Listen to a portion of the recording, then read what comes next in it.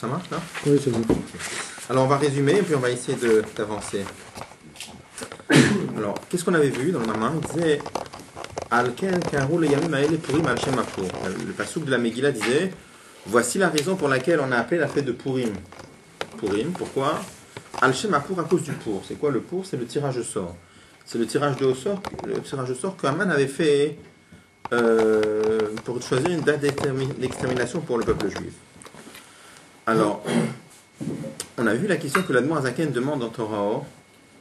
Il dit, a priori, c'est curieux de donner ce nom à la fête. Parce que normalement, quand on donne le nom de quelque chose, quand dans la Torah on donne un nom à quelque chose, le nom est censé représenter le tochen, le contenu profond de la chose. Donc là, on ne voit pas en quoi le nom tirage au sort, ça exprime le miracle de Purim. Et le Rabbi rajoute, il faut rajouter, pas seulement que ça exprime pas, mais c'est juste le contraire. C'est-à-dire que quand on parle de tirage au sort, on imagine Haman en train de choisir une date d'extermination pour le peuple juif que Dieu préserve. On aurait dû appeler cette fête plutôt délivrance, Yeshua, Tzala, délivrance, libération, ça aurait été un nom plus logique. Après on avait donné une tentative de réponse. La tentative de réponse c'est de dire, d'après ce que la Gemara nous raconte, que quand Haman a tiré au sort et qu'il est tombé sur le mois de Hadar, c'est marqué Samacham an Simchak, de là il s'est réjoui. Pourquoi? Parce qu'il a dit c'est un moment très propice que Dieu préserve pour exterminer le peuple juif. Pourquoi? Parce que c'est le mois dans lequel Moshe Rabbeinu est décédé. Et nos maîtres disent qu'ils ne savaient pas que c'était aussi le mois dans lequel Moshe Rabbeinu était né. Alors on aurait pu dire que quelque part il y a eu cette transformation-là, c'est-à-dire que la joie de Haman qui lui a fait croire que c'était un mois propice, et finalement au contraire, c'était un mois propice pour délivrer le peuple juif. Bon, mais on avait dit c'est largement insuffisant parce que c'est pas ça le miracle de Purim. C'est-à-dire, je vous dis, il y a deux choses. Il y a le fait de tirer au sort, il y a le résultat du tirage au sort. Alors c'est vrai que le résultat du tirage au sort était favorable parce que c'est tombé sur le mois de Hadar. Haman a pensé que c'était favorable pour tuer les juifs. Il savait que c'était favorable pour les libérer. Bon, mais quand on dit qu'on donne le nom à la fête Purim al Shem Apur, alors on ne parle pas du résultat du tirage au sort, on parle du tirage au sort lui-même.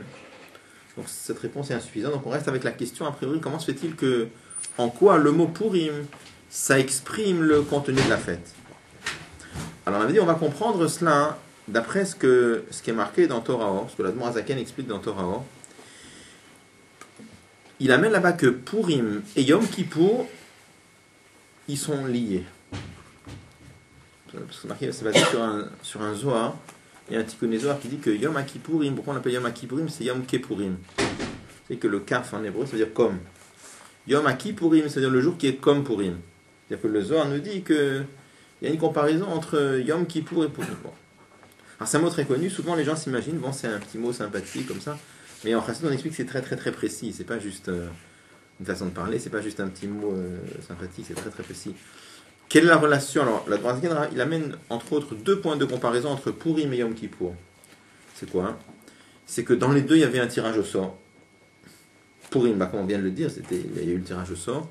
Et Yom Kippour, il y avait aussi un tirage au sort dans le Beth Amikdash, parce qu'il fallait choisir deux béliers, un qu'on offrait comme sacrifice, et un qui devait être amené comme expiatoire, c'est-à-dire l'Azazel.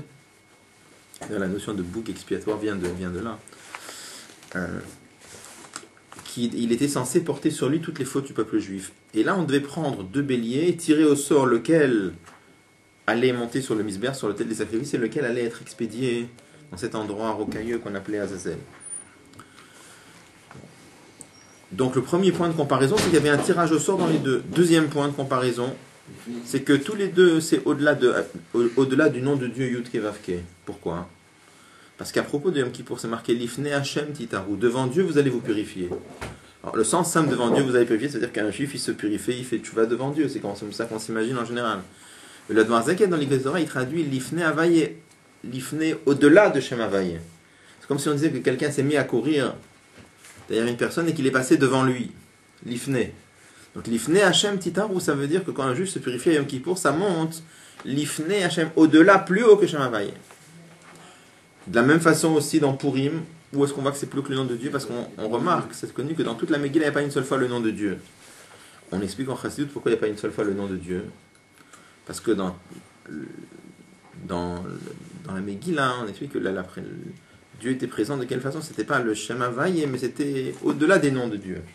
Un dévoilement qui est plus haut que le nom de Dieu Havaye. Pour ça, il n'y a pas le nom de Dieu dans toute la Megillah. Bon. Donc il y a un point de comparaison entre les deux.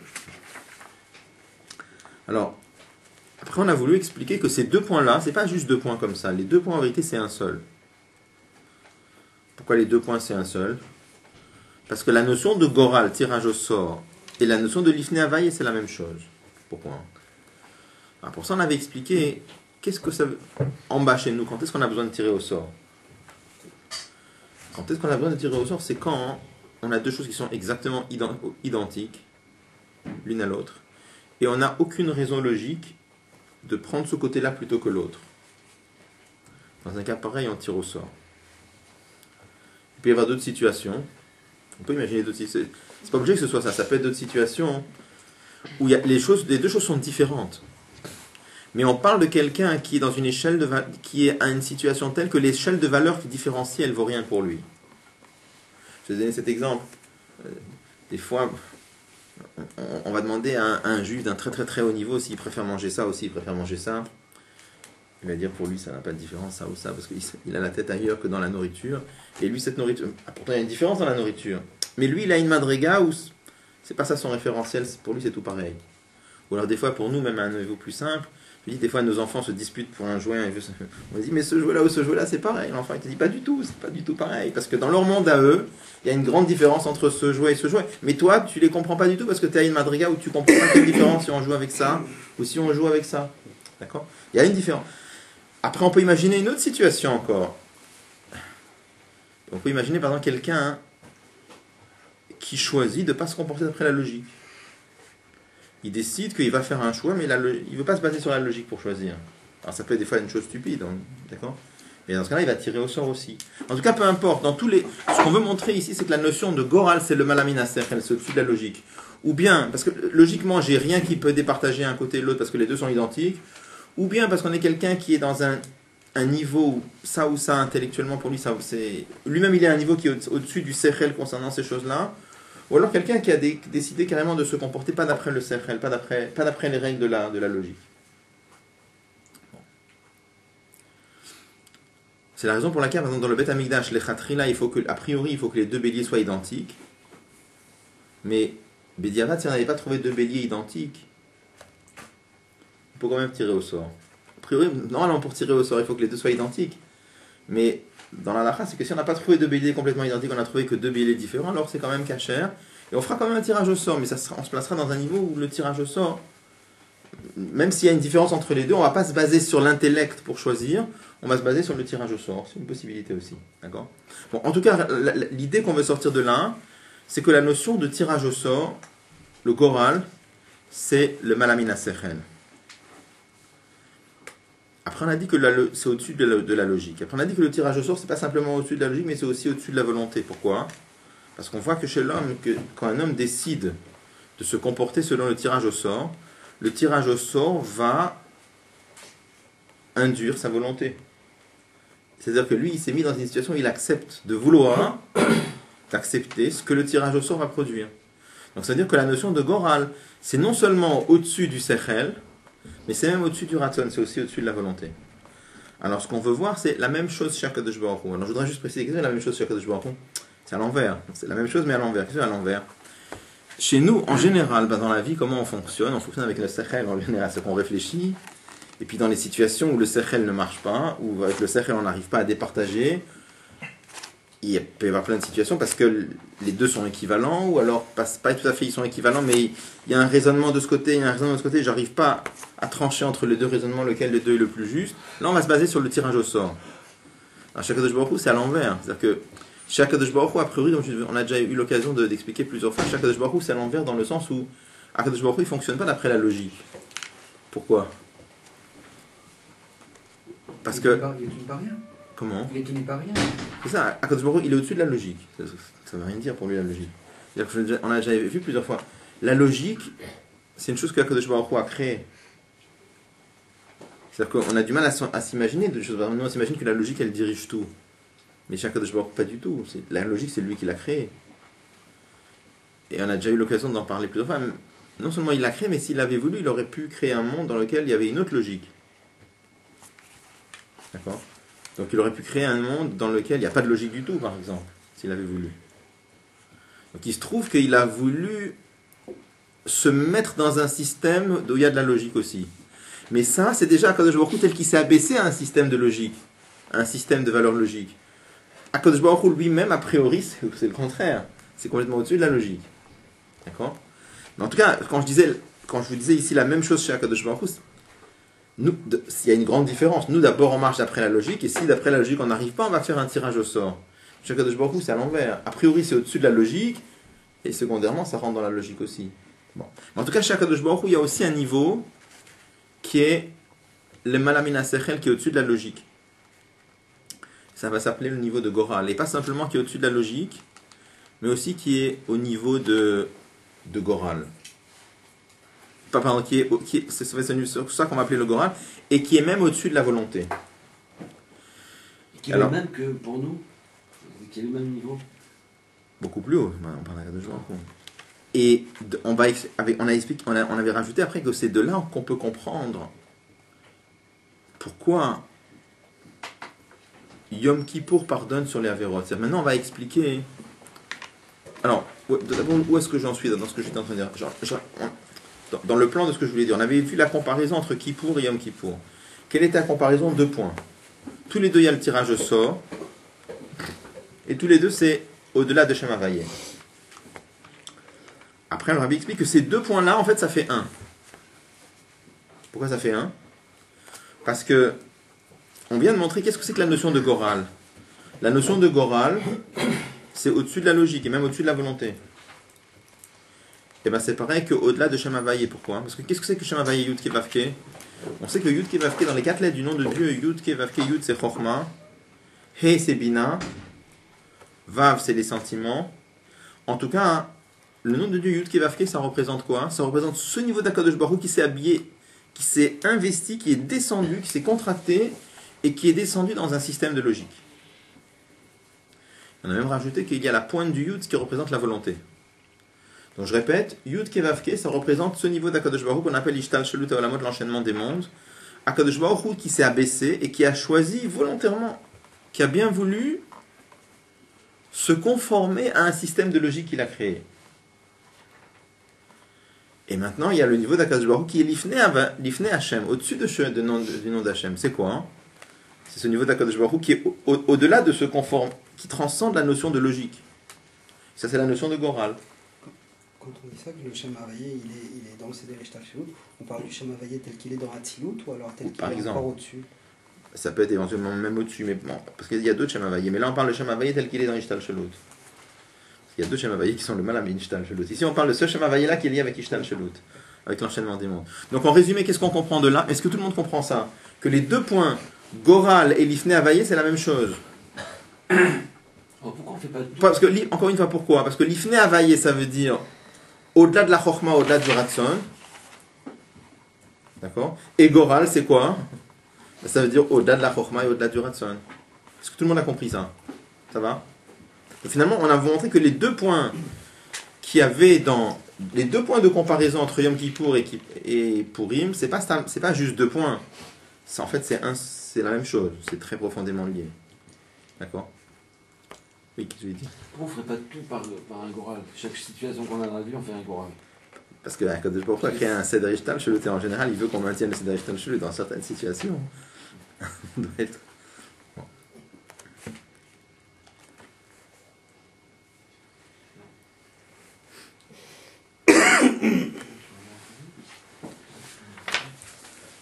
On a remarqué que le Ish Iti, là, cet homme qui mettait le Goral, qui l'envoyait à Azazel, il mourait dans l'année. Et qu'il avait un désir très fort d'être le Ish Iti. Ouais. Je n'ai pas d'explication sur ça. Enfin, après, il faut voir, je sais pas. J'ai jamais vu de bureau sur ça. Mais... C'est presque sûr qu'il doit y avoir des bureaux c'est tout ça, mais j'ai jamais eu. Oui. Alors, non, on a dit d'après ça, hein, on va comprendre bien la relation qu'il y a entre les 2 explications du mot Yom Kippourim. Finalement, on a 2 traductions dans le mot Yom Kippourim.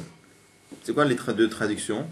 Et la traduction normale que tout le clan Israël connaît, c'est le jour du pardon. Kippourim, Kapara, ça veut dire pardonner. Ça, c'est la traduction normale, simple, que tous les juifs connaissent. Après, on a vu une traduction plus savante qui est tirée du Zohar, le jour qui est comme Purim. Qu'est Purim. Alors, quelle est la relation entre les deux? Le Rabbi explique, la relation entre les deux, elle est très compréhensible maintenant. Pourquoi? Pour pardonner les avérotes, quand quelqu'un a fait une avéra, il a fait quoi? Il a fait le contraire de la volonté de Dieu. Donc s'il a fait le contraire de la volonté de Dieu par rapport à la volonté de Dieu, est-ce qu'il est en harmonie celui-là? Pas du tout, il a fait le contraire de la volonté de Dieu. Donc par rapport à la volonté de Dieu, on ne peut pas s'en sortir. Si on veut avoir le pardon, ça veut dire que ce juif-là soit apprécié devant Akadosh Baruch Hu comme avant la faute. On est obligé d'atteindre quel niveau?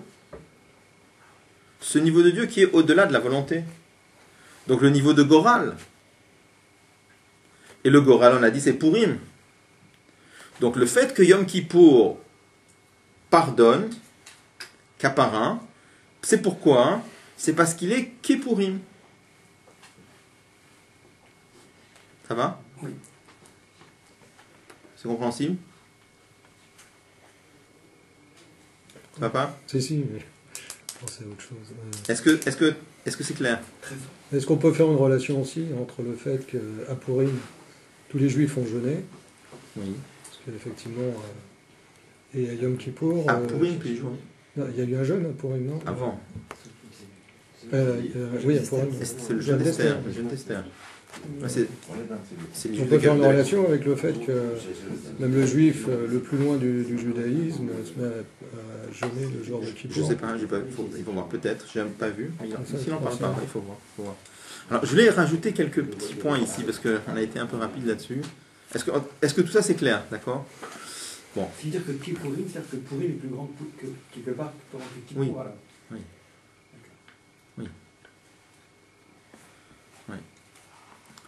Alors. Oui. C'est un caf de Dimion. Mais qu'avait mieux, mais ouais, T'as pas dit plus grand. Pour l'instant, tu te dis. quand tu compares. C'est les deux avant la volonté. Il fait un rat solo. Tu peux pas dire pour l'instant ça. Alors, Rabbi, dans le Mamar, tu vois pas. Vous Après, n'avez pas la il a page dit- Kouf Tzadik Aleph, il dit Ikar Inyana Goral J'ai pas. ou Biyom Kippourim. C'est Kouf Tzadik. À la fin de Kouf Tzadik Aleph.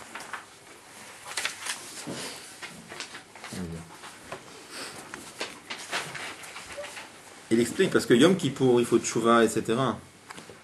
Les dernières lignes de Kouf Tzadik Aleph. Oui.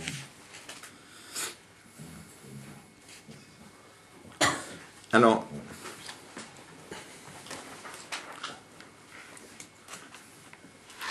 donc on va en reparler tout de suite. Mais d'abord, il y a un point que je voudrais préciser. On n'a pas précisé la dernière fois. Mais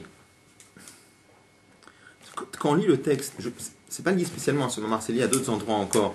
Mais c'est une erreur qu'on fait très très souvent quand on lit ce genre de choses. Et je voulais qu'on me précise. Souvent, les gens s'imaginent. Alors, je répète parce que qu'est-ce qu'on a vu pour l'histoire de Goral? Qu'est-ce qu'on avait vu? On avait vu que chez Akadosh Baruch Hu, on a vu ce problème-là de savoir est-ce que les mitzvot finalement ça touche Dieu, ça touche pas Dieu. Vous vous rappelez? Donc on avait vu qu'il y a deux groupes de textes. Il y a des textes dans lesquels on voit que les mitzvot, oui, ça touche Dieu. Que quand on fait des mitzvot, il est content, et quand on fait des avérotes, ça lui fait de la peine. Il y a d'autres endroits où c'est marqué que Tsur Yelatra Teshi, qu'on affaiblit Dieu, si on peut dire, c'est-à-dire qu'on affaiblit Dieu, on diminue le dévoilement dans les Olamot et Yonim. Il y a des endroits où c'est marqué que quand on fait des mitzvot, on renforce, c'est-à-dire on renforce le dévoilement de Dieu. Ça le touche. Il y a d'autres endroits où c'est marqué juste le contraire. Im tzidakta matitenlo, im pashata mataselo. Si tu donnes la tzedaka, il n'en a rien à faire. Si tu fais le mal, il n'en a rien. Quoi que tu fasses, il en a bechlal rien à faire. Après, on a vu, il y a un midrash qui dit Akadosh Baruch Hu dit au peuple juif Eni yodea beizemen ani chafetz. Je ne sais pas ce que je désire. Est-ce que je veux Maasem shel tzadikim ou Maasem shel reshaim? Est-ce que je préfère les actions des tzadikim ou bien est-ce que je préfère les actions des reshaim? Et après, le midrash dit Ave Omer, c'est marqué là-bas Vayhi erev, Vayhi boker.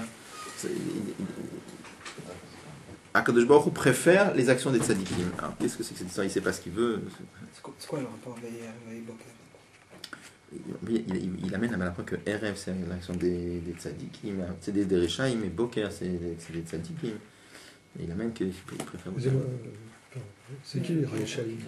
Rechaim, les méchants. Oui, c'est d'accord, mais... Les actions des Rechaim, ça veut dire ceux qui font le contraire des mitzvot. Et les actions des tzadikim, c'est ceux qui font les mitzvot. C'est la majorité des gens qui sont Rechaim. Enfin, des juifs, hein, je veux dire. Nous, on ne doit pas dire des choses comme ça.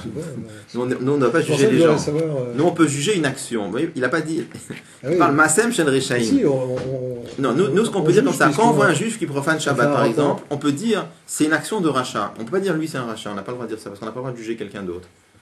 On peut toujours. On doit Non, mais toujours- vous le dites, puisqu'il y a les tzadikim, les Rechaim. Donc, Oui, mais moi, nous, on n'est pas des juges. C'est Dieu qui juge. Nous, on peut dire cette action. Nous, on a le droit de dire cette action-là, elle est tordue. Mais j'ai pas le droit de juger l'homme qui fait cette action. Pourquoi? Il y a une raison aussi. C'est pas juste une façon de se voiler la face. Pourquoi j'ai pas le droit de le juger?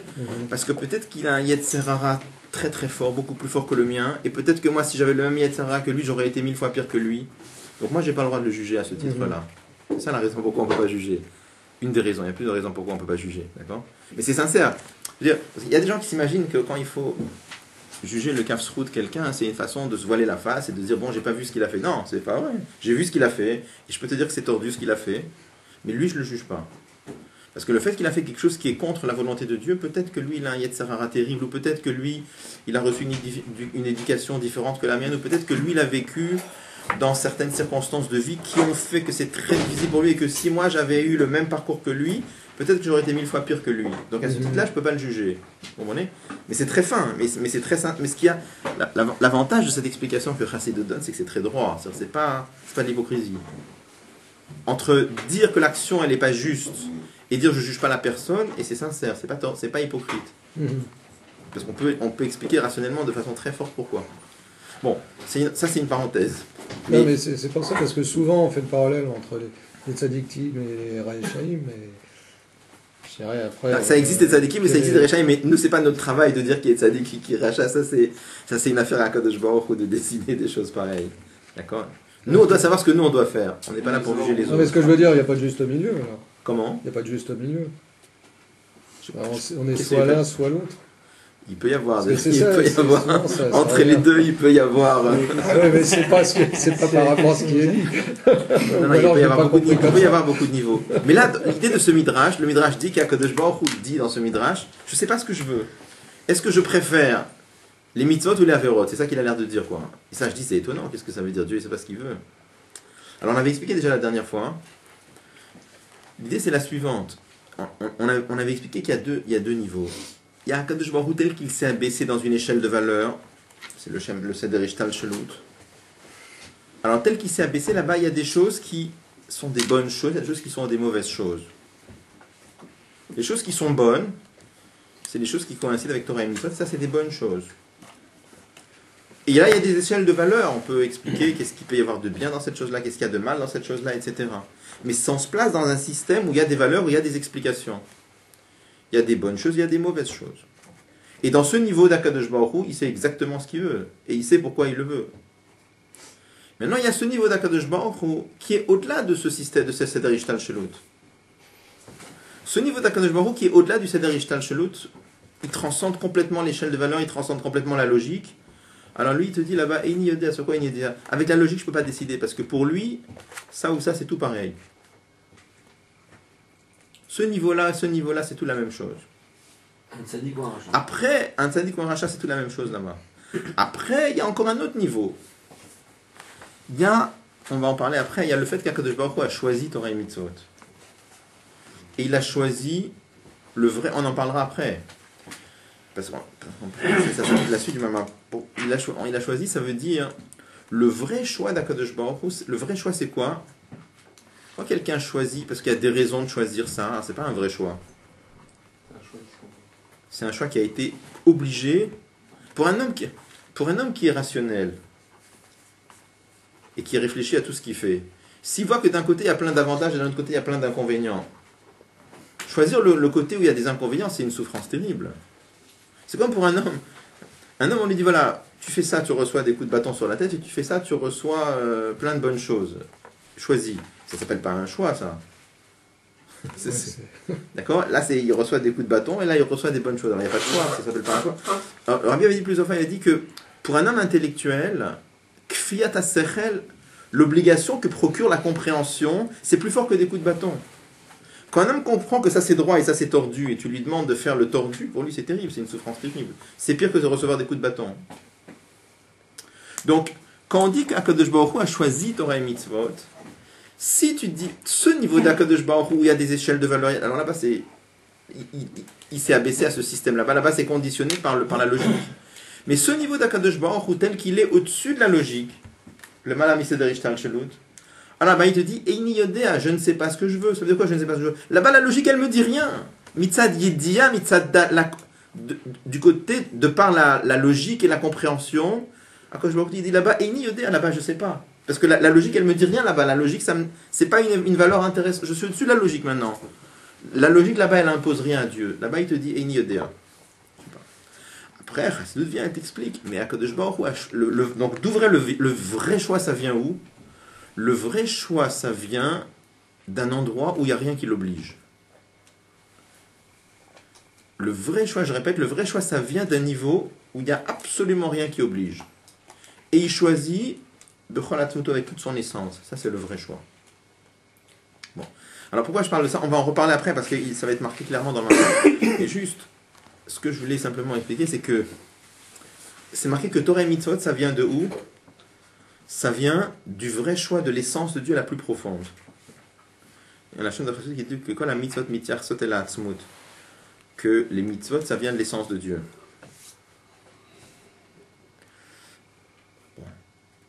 Alors, il n'en parle pas encore ici vraiment, mais je vous dis ça parce que là on peut faire une très très grave erreur. Parce que quand on lit le Mamar ici, qu'est-ce qu'on a l'impression? Comment ça marche?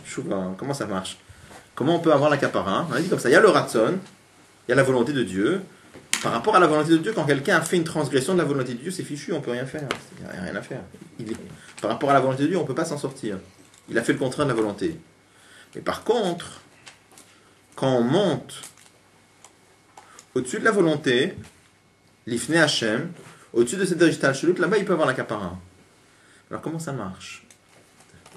Je viens d'expliquer que les mitzvot proviennent de l'essence de Dieu la plus profonde. C'est quoi la question? Oui, Si vous n'avez pas de questions, alors c'est... Non, vraiment, c'est pas la question. Alors écoutez, je poserai la question plus tard, si vous voulez, quand on le dira dans le texte. Peut-être si ça ne dérange pas maintenant, parce que je ne voudrais pas que ça embrouille tout le monde pour la suite du Mama. Mais non, vraiment, c'est pas... c'est ce qu'on a l'impression ici, on a l'impression comme ça, quand on lit le texte, on a l'impression comme ça. Torah et Mitzvot, ça touche une certaine madriga de Seder Ishtal Shelut. Mais quand on arrive au-delà de Seder Ishtal Shelut, là-bas on peut avoir la kapara. Pourquoi on peut avoir la kapara? Parce que là-bas les mitzvot, tous les averot, c'est tout la même chose. Donc l'impression qu'on a en lisant le texte, c'est que Torah et mitzvot, ça a de la valeur jusqu'à où? Jusqu'à un certain niveau, Seder Ishtal Shelut. Mais quand tu arrives au-delà de Seder Ishtal Shelut, au-delà de l'enchaînement des mondes, les mitzvot, tous les averot, c'est tout la même chose. Et ça c'est très grave. C'est faux. En fait, la question elle est encore plus forte maintenant. Hein? La question elle est encore plus forte maintenant. C'est-à-dire que au-delà du Ratson, donc on va trouver le Hatzmut, le choix d'Akadosh Baruch Hu, on devrait encore moins être pardonné. Bah oui, il y a encore moins de kapara possible, là-bas. C'est ça ma question.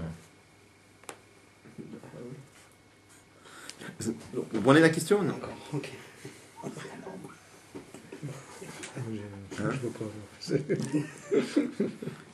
J'hésite entre... Parce que la question... S'il n'y a pas de capara, Non, il y a la kapara, c'est sûr, mais la question, on veut comprendre comment il peut y avoir la kapara. là, ouais. S'il n'y a plus de distinction, Tu viens de dire qu'il a tout est possible. Hachem, il a eu le libre arbitre de choisir comme le Torah Mitzvot à la fin. Ouais. Donc c'est Il y a trois niveaux, vraiment, il y a trois niveaux. Donc, C'est-à-dire, ce niveau-là. il y a un niveau d'Akadosh Baruch qui s'est abaissé dans Seder Ishtal Shelut, et là-bas, il y a les mitzvot qui sont une bonne chose. Pas ça, une bonne chose, une très très très très bonne chose. L'avérote, c'est une très très très mauvaise chose. Et Dieu veut les mitzvot pour les biens qu'il y a dedans, et il ne veut pas les avérotes pour le mal qu'il y a dedans. C'est comme un homme normal. Un homme normal, il va dire pourquoi tu veux ça? Il va dire oui, pourquoi tu veux? Je t'explique tous les avantages qu'il y a dedans. Et je veux pas ça? Non, parce qu'il y a plein d'inconvénients. Je t'explique quels sont les inconvénients. Il y a un niveau comme ça. Après, il y a un niveau de Dieu qui s'appelle les Malam Mishtal Shelut Goral. On te dit là-bas, il te dit Ini Yodea, c'est tout la même chose pour moi. Après, il dit je sais pas quelle différence. C'est un niveau de Dieu qui est tellement élevé que tu fasses Shabbat, que tu fasses pas Shabbat, que tu mettes les tefilines, que tu mettes pas les tefilines, c'est tout la même chose pour lui. Après, il y a l'essence de Dieu, le niveau le plus élevé. De là-bas, il a choisi Torah et Mitzvot. Pas pour la valeur, pas parce que Torah et Mitzvot, pas parce que ça c'est une bonne chose, ça c'est une mauvaise chose. Rationnellement, il n'y a rien du tout. Mais c'est le choix de Dieu dans son essence la plus forte. Est-ce que ça, vous comprenez ça? Akadosh Baruch Hu a choisi Torah et Mitzvot, pas parce que quelque chose l'a poussé. Pas parce qu'il y a une raison logique qui le pousse. Il n'y a rien, il n'y a que lui. Il fait ce qu'il veut là-bas. Mais lui, Bechol Atzmuto, avec toute son essence la plus profonde, il a choisi Torah et Mitzvot. Est-ce que ça, vous comprenez? Ça va? Mais ça, c'est un choix. C'est un choix. Il a le droit de choisir. Alors, mais simplement, Ah, si. une seconde, ce que je voudrais expliquer.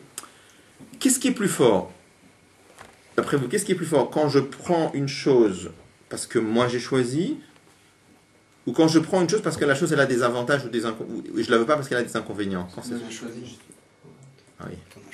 Pourquoi? Parce que quand on a du mal à trouver un exemple chez l'homme, mais quand je veux la chose parce qu'elle a des avantages, à combien je la veux? Pas proportionnellement aux avantages. Si les avantages sont petits, je la veux un peu. Si les avantages sont très forts, je la veux très fort. Et pourquoi je veux pas la chose? C'est proportionnellement aux inconvénients. Si les inconvénients sont petits, je la veux pas tellement. Mais c'est pas très grave. Si les inconvénients sont très forts, j'en veux pas, et très très fort, j'en veux pas. Maintenant, je te parle d'autre chose. On n'a pas beaucoup d'exemples comme ça dans... Un homme veut une chose, on comprend mieux chez Dieu, en tout cas c'est comme ça chez Dieu, parce que du plus profond de lui-même il a choisi. À combien il veut la chose? Infini. Bechol Atzmuto. Quand je te dis il veut la chose parce qu'il y a une raison logique, c'est-à-dire en réalité lui, la logique le pousse à vouloir, mais il aurait pu ne pas vouloir. Mais quand je te dis c'est lui-même qui a choisi, et pas il a choisi pour des raisons logiques, il a choisi avec son libre choix le plus profond, parce qu'il est libre, parce qu'il n'y a rien qui le pousse, parce qu'il n'y a rien qui l'oblige. Et Bechol Atzmuto, avec toute son essence, il a choisi. C'est un niveau très... À combien il veut la chose? C'est une volonté infinie. C'est blickful, c'est complètement infini. Est-ce qu'on peut expliquer par ça que c'est ce genre de choses qui a permis à des hommes en Russie de tenir face au communisme, face à des choses comme ça, parce que ça... Alors, il y a un niveau comme ça dans la Neshama. On va parler par exemple que, en Chassout, on explique vraiment que le libre arbitre chez un juif, ça vient d'un niveau pareil aussi.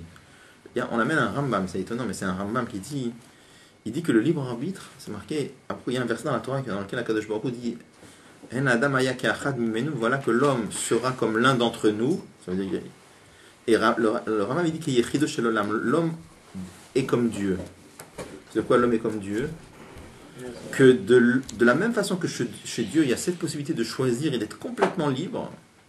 Alors dans l'essence de la neshama d'un juif, il y a un niveau de choix où il choisit sans que rien le pousse. Rien, ça veut dire vraiment rien. Rien, ça veut dire ni la logique, pas la logique, pas l'intellect, même la nature. Par exemple, vous donnez à choisir un homme, vous donnez à choisir entre son fils et un étranger. Il n'y a pas de question, c'est pas un choix libre. Il n'y a pas de choix là-bas, il choisit son fils. Il ne peut pas choisir autrement, c'est pas possible. À moins qu'il soit fou, mais c'est un homme normal, il ne peut pas faire le contraire. D'accord? Là-bas, il n'y a pas un choix. Là-bas, c'est un choix qui est motivé pas par l'intellect, c'est une nature profonde. C'est un certain niveau de Etsem. C'est pas encore ça, c'est pas encore ça, c'est pas le vrai Etsem. C'est l'effet chez le coup, c'est un réel local. C'est le fils qui choisit son père. Il ne peut pas faire autrement. Alors, en réseau, c'est marqué que Prira, c'est plus haut que Aveben. Ouais, donc c'est ça, on ne voit pas de ça, c'est un plus haut niveau. Oui, plus haut niveau, plus haut niveau. C'est pas un choix. C'est pas du tout. Mais ça s'appelle même pas Lequel? Le père et le fils? C'est pas un choix. S'il choisit son fils, c'est même pas. Prira, c'est plus. On en reparlera, on en reparlera avant. C'est plus haut que ça. Bien sûr que c'est plus haut que ça. On parlera tout à l'heure de plus. C'est plus haut que ça, d'accord? Alors, où je veux arriver avec ça? Je vais arriver avec ça que on a un peu de mal à comprendre dans ce cas-là, hein, ce qu'il dit là. Pourquoi? Comment? Puisque les mitzvot, ça vient de l'essence de Dieu, de le libre choix d'Akadosh Baruch Hu qui provient de l'essence de Dieu au niveau le plus élevé, comment il peut y avoir de la capara? Ah, il est colérol. Il est colérol, Akadosh Baruch Hu. Il peut même faire une capara même là où ça touche son essence. Il est colérol. Alors, bon. Il peut tout faire. Il peut tout faire. Il peut décider ça aussi. Alors, il peut décider ça. Je vais essayer de vous répéter juste une petite écoute que j'avais entendu une fois de Rav Yoel Kahn sur cette chose-là. Et c'est basé vraiment sur une sikha du Rabbi qui est dans Chelek Zayin, sikha de Purim. Donc, il dit la chose suivante. Il dit qu'en vérité, vraiment, quand un juif a fait une avéra, la avéra, c'est le contraire de la volonté de Dieu, et ça, on ne peut rien faire. Et ça reste, on peut absolument rien faire. Ça touche l'essence de Dieu au niveau le plus élevé, il n'y a absolument rien à faire sur ça. Rien. Alors comment ça marche Tchouva? Autre chose maintenant. On a un problème avec ce juif-là. La Avera, c'est la Avera, ça on peut rien faire avec la Avera. Mais le problème, la Avera, c'est du mal et on peut rien faire sur ça. Maintenant il y a un problème, c'est que cet homme-là, lui, il a fait la Avera. Il dit comme ça. Il dit, on va prendre un exemple. Imaginez, il donne cet exemple-là, par exemple, un aliment, par exemple, qui aurait été préparé avec de l'argent qui proviendrait, que Dieu préserve, d'extermination de juifs ou des choses comme ça. D'accord? Un aliment qui est très bon, qui est cachère, qui a tout ce qu'il voulait, mais juste, il a été préparé avec de l'argent ou avec des ingrédients qui proviennent, que Dieu préserve, d'une chose terrible, terrible, terrible, terrible. Il dit, n'importe quel juif qui a un tout petit peu de sensibilité, il ne pourra pas toucher un aliment pareil. Impossible, il ne pourra pas toucher un aliment pareil. Bon. Est-ce que ça veut dire maintenant que l'aliment, il n'est pas bon? Ça n'a rien à voir. L'aliment, il est très bon. Mais comme cet aliment-là est lié avec quelque chose de terrible, alors quelqu'un qui a un minimum de sensibilité, il ne pourra pas le toucher, cet aliment-là. D'accord? Quand est-ce qu'on dit une chose pareille? C'est quand... Finalement, je fais la relation entre cet aliment-là, qui peut être très bon et plein d'avantages d'ailleurs, mais comme il est lié, il est collé avec une chose terrible,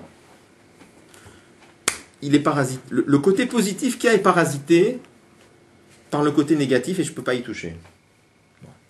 Quand est-ce que je dis que le côté négatif parasite le côté positif? C'est quand le côté négatif, c'est un côté négatif qui s'explique intellectuellement. Je peux expliquer, le côté négatif, c'est quelque chose qui intellectuellement est terrible. Par contre, si le côté négatif, il est terrible, pas parce qu'intellectuellement, je peux t'expliquer ce qu'il a de négatif, mais juste parce que c'est le contraire de mon choix le plus profond, alors moi je ne suis pas nitfas dans ce choix-là, je ne suis pas limité par ce choix-là, et à ce moment-là, je pourrais te dire, même s'il y a en lui un élément qui est complètement négatif parce que c'est le contraire de mon choix le plus profond, mais je pourrais faire la part des choses entre le négatif et le positif. Où je vais arriver avec ça? Il y a deux choses. Il y a le juif, qui est un juif positif, qui a une neshama, etc. Lui, il a fait quelque chose de terrible. Dans ce niveau d'Akadosh Baruch, il y a ce niveau d'Akadosh Baruch qui est là, au niveau du Ratson. Comme le juif est collé avec un acte qui est terrible, Akadosh Baruch ne peut pas le vouloir, ce juif-là. Rien à faire. Par rapport à la volonté de Dieu, il est pas Ratsouï. Par contre, il existe ce niveau d'Akadosh Baruch Hu, qui est l'essence de Dieu, sur lequel on dit qu'il n'est pas nitfas beratson, il n'est pas limité par son ratson, même si son ratson il provient de son essence la plus profonde. Ça veut dire quoi, il n'est pas nitfas? C'est un choix, c'est une volonté qui vient de son essence la plus profonde. N'empêche que, qu'est-ce qu'il y a de négatif? On a deux choses collées, si vous voulez. Il y a le juif qui a fait une avéra terrible, qui a fait quelque chose qui est une chose terrible pour Dieu. Bon. Comme ce côté terrible, et pourquoi il est terrible? On est maintenant à un niveau où il est terrible, pas intellectuellement, il est terrible parce qu'il s'oppose au choix de l'essence d'Akadosh Baruch Hu la plus profonde.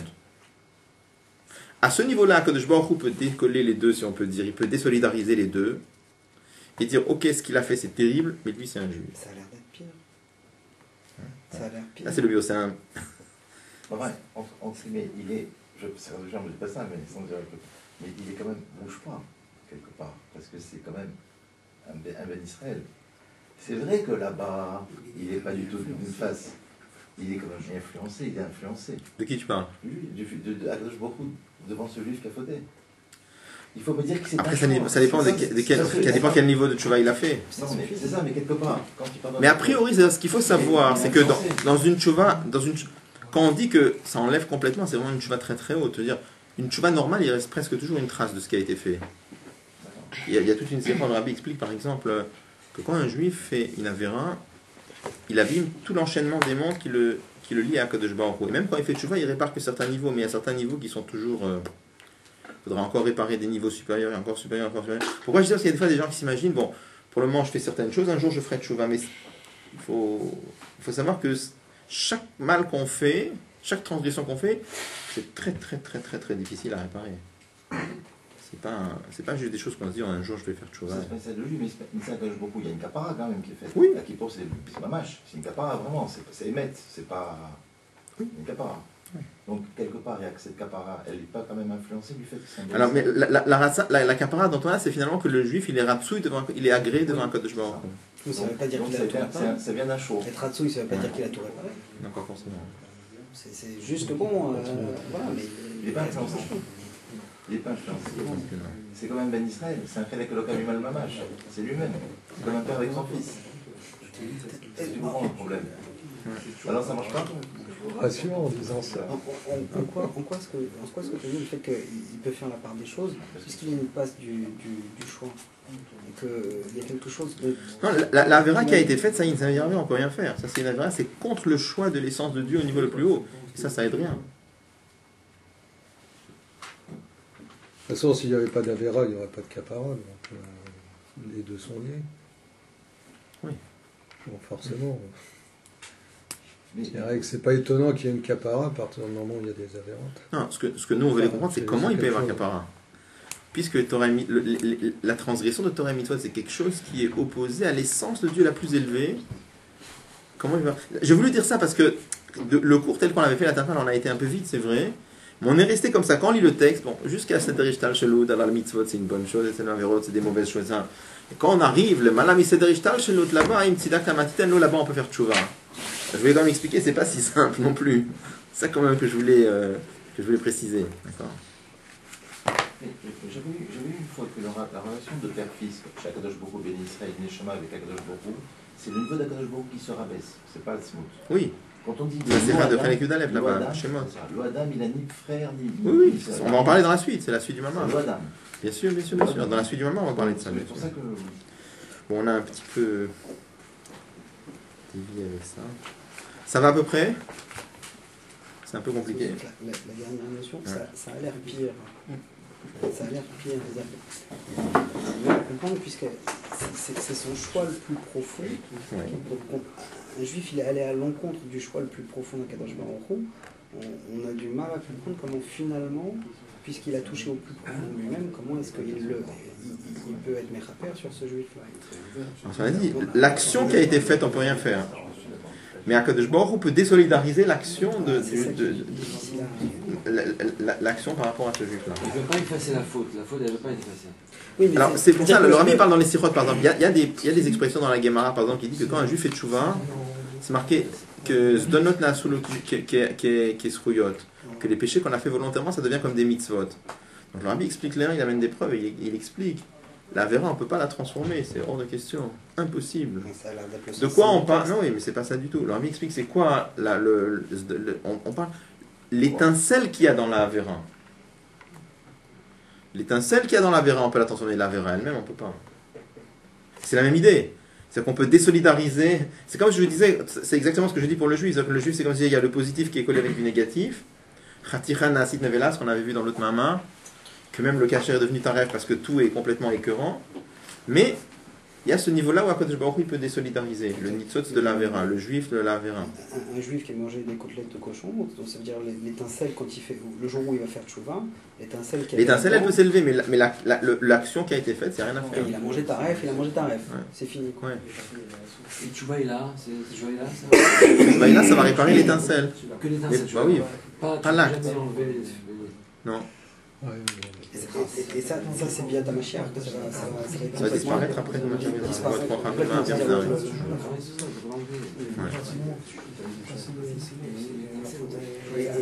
Bon.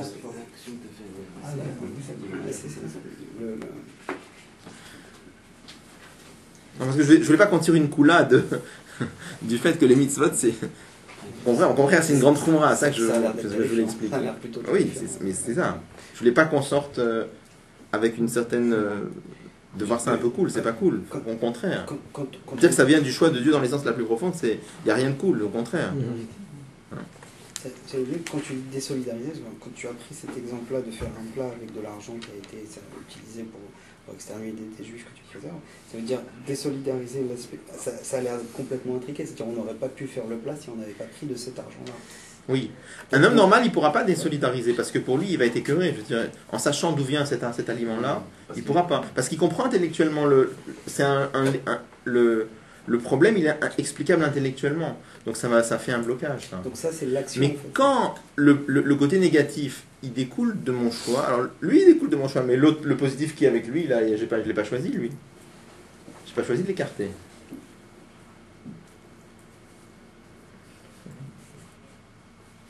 Et donc il va quand même manger, quoi.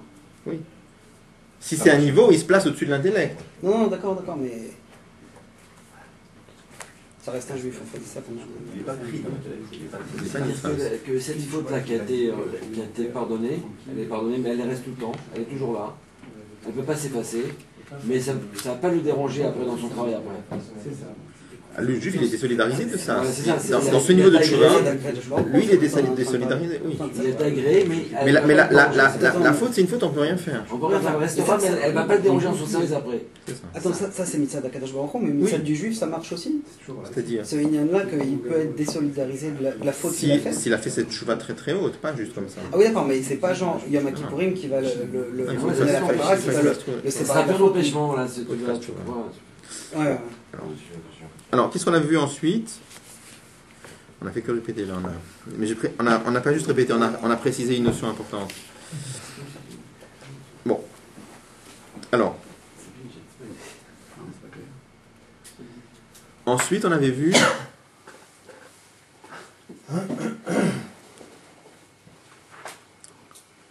On avait fait le parallèle avec ce qui est marqué aussi que Achashverosh, c'est Achashverosh.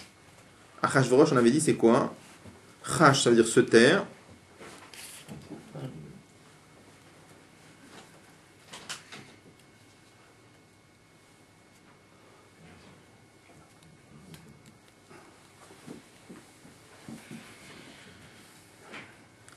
Bon.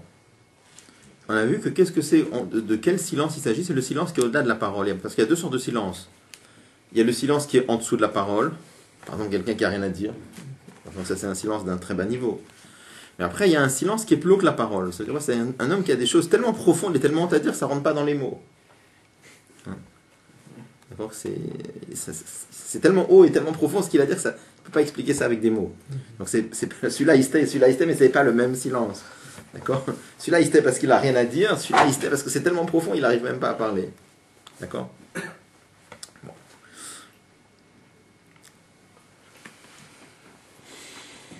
On avait fait parce qu'on a vu que nos maîtres disent que c'est la mila besela shtikuta betre, que si la parole vaut un, c'est là le silence en vaut deux. Alors de quel silence on parle? On parle de ce silence-là. Il y a des silences qui valent beaucoup plus que la parole parce qu'on parle d'un niveau très très très élevé. D'accord? Bon. Alors on a dit que la parole c'est lié avec Chochma et que quand on a dit ici que Achashverosh c'est lié à ce silence qui est au-dessus de la parole, c'est lié avec justement ce niveau de Dieu qui est au-delà de l'enchaînement des mondes. Qui est au-dessus de, ce qui est au-dessus de Chochma. C'est Keter ou pas? Oui, le Malamishtal Shulut, au-dessus de Chochma, plus que la volonté encore. Comme on l'a vu aussi, c'est marqué Siag la Chochma Shtika. Siag la Chochma Shtika, ça voulait dire quoi? Le pshat simple. C'est que la barrière de la parole, c'est le silence. Ça veut dire. Pardon, excusez-moi, la barrière de la chokhma, c'est le silence. Pshat simple, ça veut dire quoi? C'est-à-dire que quand quelqu'un il se tait, ça protège la chokhma parce qu'il ne fait pas de bêtises quand on se tait. Quand on parle, on ne sait pas ce qu'on peut dire, mais quand on se tait, au moins, c'est sûr qu'on ne fait pas de bêtises.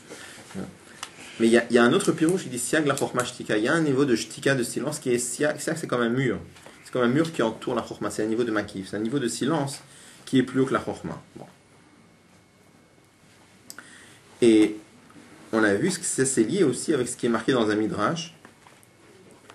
Un midrash qui est rapporté dans les Sfarim, qui dit que Achashverosh c'est Meler Shacharit Vereshit Shelo. C'est le roi qui possède le début et la fin. C'est Dieu. C'est-à-dire qu'en vérité, il y a une lecture comme ça dans un midrash qui dit que à chaque fois que dans la Megillah c'est marqué Achashverosh, on peut comprendre qu'il s'agit d'Akadosh Baruch Hu. Mais quel niveau d'Akadosh Baruch Hu? Acharit Bereshit Shelo, ce niveau de Dieu qui transcende l'enchaînement des mondes. Alors, on avait demandé la question, on a dit c'est bizarre, comment faire le parallèle? D'un côté, on a cette explication que Achashverosh, ça représente un niveau très très élevé, un niveau de silence qui est au-dessus de la parole, donc un niveau très élevé de Dieu, ce niveau qui dit que c'est Acharit Bereshit Shelo, le roi qui possède le début et la fin, c'est-à-dire un niveau de Dieu très élevé. Et de l'autre côté, dans la Gemara, c'est marqué qu'est-ce que ça veut dire Achashverosh? Ushraru Pnem Shel Israël, c'est un moment où le visage des Juifs a noirci de souffrance. Achashverosh du mot shachor, noirceur. Comment il peut y avoir des explications tellement extrêmes? Là, tu dis que Achashverosh, ça a l'air très positif, on parle d'un niveau de Dieu très élevé. Et d'un autre côté, tu me dis, à son époque, le peuple juif avait le visage noir sombre de souffrance. Alors on avait dit que en fait les deux sont liés. Excusez-moi, j'ai oublié de répéter tout un passage quand on a fait ça, excusez-moi. Qu'est-ce que j'ai oublié de répéter? J'ai oublié de répéter quelle a été la svara de Achashverosh, la svara de Haman, excusez-moi. Pour comprendre ça, avant de dire ça, j'aurais dû répéter encore un autre passage, excusez-moi. On avait vu pourquoi Haman il avait tiré au sort. Haman s'était dit la chose suivante: si on parle de l'enchaînement des mondes, ce niveau de Dieu qui descend dans l'enchaînement des mondes, il n'y a aucune chance qu'il gagne. Pourquoi il n'y a aucune chance qu'il gagne? Parce que les Juifs, après tout ce qu'on peut leur reprocher, après tout ce qu'on va dire contre les Juifs et toutes les mauvaises choses qu'ils auraient pu faire, mais quand même, la Gemara nous dit qu'à fil de poché Israël les mitzvot karimon, même les pécheurs du peuple juif sont pleins de mitzvot comme une grenade et remplis de pépins. Donc à la fin, si on parle au niveau de Seder Ishtal Shalut, ce niveau de Dieu qui s'abaisse dans la logique et dans l'échelle des valeurs, c'est impossible qu'Aman gagne contre les Juifs, c'est sûr et certain que les Juifs vont toujours gagner. Donc qu'est-ce qu'il a voulu faire Haman? Il a tiré au sort. Pourquoi il a tiré au sort? Parce qu'il a voulu toucher ce niveau de Dieu qu'on appelle Goral. Ce niveau de Dieu dans lequel Mitzvot ou Averot, c'est la même chose. Ce niveau de Dieu dans lequel un juif ou un goy, il n'y a pas de différence. Ce niveau de Dieu dans lequel le bien ou le mal, c'est pareil. Ce niveau de Goral dans lequel Akadosh Baruch Hu et là-bas, il avait une chance de gagner. Pourquoi? Parce que là-bas, tout est pareil. Non seulement il avait une chance de gagner, mais on avait rajouté une chose qui n'était pas marquée dans ce moment-là, mais c'est marqué ailleurs. Par rapport à ce niveau-là, il y a même plus de chances que ça tombe du mauvais côté, si on peut dire. Pourquoi? Je vous avais dit la dernière fois, parce que, étant donné que c'est marqué qu'une des raisons pour lesquelles Dieu a voulu créer le monde, c'était les galot shlemut kochotav, il a voulu lui dévoiler la plénitude de ses capacités. Pourquoi il a voulu? En tout cas, il a voulu. Une des façons de dévoiler l'infini de Dieu, c'est en faisant triompher les méchants. Parce que quand on voit que c'est le peuple juif qui gagne, alors ça c'est normal. Intellectuellement, ça s'explique. Les juifs font des mitzvot. Mais quand on voit que Dieu préserve que des pécheurs et des méchants et des gens comme Achashverosh gagnent, alors là, ça dévoile quoi? Ça dévoile cet aspect infini de Dieu où il est au-delà de tout, où rien ne le touche. C'est comme la Gemara nous dit, par exemple, le Goïm meragdim ve'echalo ve'ushotek. Voilà que les Goïm dansent dans son temple et lui il se tait, et la Gemara dit hen gvurotav, ça c'est sa force. C'est la même idée. D'exprimer ce niveau de Dieu où il est au-delà de tout, il est complètement détaché de tout, qu'il y a la logique ne lui impose rien et rien ne lui est imposé, il fait complètement comme il veut, ben c'est justement dans des situations pareilles. Donc par rapport à ce niveau de Goral, c'était la seule chance pour Haman de pouvoir gagner. Et c'est pour ça qu'il avait fait ce tirage au sort. Voilà, maintenant je reviens à ce que j'ai dit. On avait fait la relation aussi avec Achashverosh. Achashverosh, c'est la même idée. Pourquoi d'un côté Achashverosh, on a dit c'est un niveau de Dieu qui est très élevé, et en même temps on nous dit que Ushraou Pnem Shel Israël, que le peuple juif a eu le visage noirci de souffrance, parce que les deux sont liés. Justement, quand on a affaire à ce niveau de Dieu qui s'abaisse dans l'enchaînement des mondes là-bas, c'est sûr que c'est les juifs qui gagnent. Mais quand on a affaire à ce niveau de Dieu, qui est complètement au-delà de l'enchaînement des mondes, alors là-bas, il y avait une possibilité que Haman gagne. Il y avait une possibilité que les juifs soient dans la souffrance. Mais ça, parce qu'on a dit qu'Achashverosh c'était un peu. Haman c'était plus fort qu'Achashverosh. Parce qu'on pose la question, pourquoi qu'Achashverosh, Haman, il avait. Alors, après. Comment Haman peut aller plus loin qu'Achashverosh. Oui. Parce que là-bas c'est un ratson. Oui. Alors dans la suite, je ne vais pas répondre. Après, dans la suite, Le Rabbi demande, il dit, dans ce cas-là, puisque Achashverosh c'était déjà la même chose, alors pourquoi on a eu besoin qu'Aman il tire au sort? Donc le Rabbi explique que Aman il a voulu aller plus loin que Achashverosh encore. Pourquoi? Parce que Achashverosh, on dit simplement que les Juifs avaient souffert et qu'ils avaient le visage obscur, mais on n'a pas dit qu'ils voulaient tuer tout le monde. Aman il a voulu tuer tout le monde, c'est une autre histoire encore. D'accord? Et alors on avait relié ça avec le fait que dans le Makif, il y a plusieurs niveaux. Dans ce niveau de Dieu qui est le Malam Isederish Tal Shelut, il y a un niveau qui est Sederish Tal, qui est au-dessus de l'enchaînement des mondes, et qui a quand même un rapport avec l'enchaînement des mondes. Et après, il y a un niveau, ça c'était plutôt Achashverosh. Après, il y avait le niveau de Haman, le Goral, c'est un niveau qui est complètement au-delà de Sederish Tal Shelut, qui est complètement au-delà de l'enchaînement des mondes, par rapport auquel là-bas vraiment les choses sont complètement identiques. Ce côté-là ou ce côté-là, tout est identique. Ouais. On n'a fait que répéter, je suis désolé, on n'a pas du tout avancé. Mais bon, on a rajouté quand même une écoute importante. Mais quand tu veux dire qu'il est identique, puisque là tout à l'heure tu as dit que quand même à la fin il choisit quand même. Alors ça on va parler, après, on va parler, il y a plus haut que Gora à la fin, on va parler de la Prira. Oui, on va parler, on va voir ça, il y a Ishtal Shelut, il y a Goral et il y a Prira, on va parler après. Dans la suite du Maman. Qu'est-ce que je veux dire? Oui, dimanche prochain je ne serai pas à Paris. Donc, il n'y a pas cours dimanche prochain. Mais si Dieu veut, le dimanche, on reprend normalement. Bon.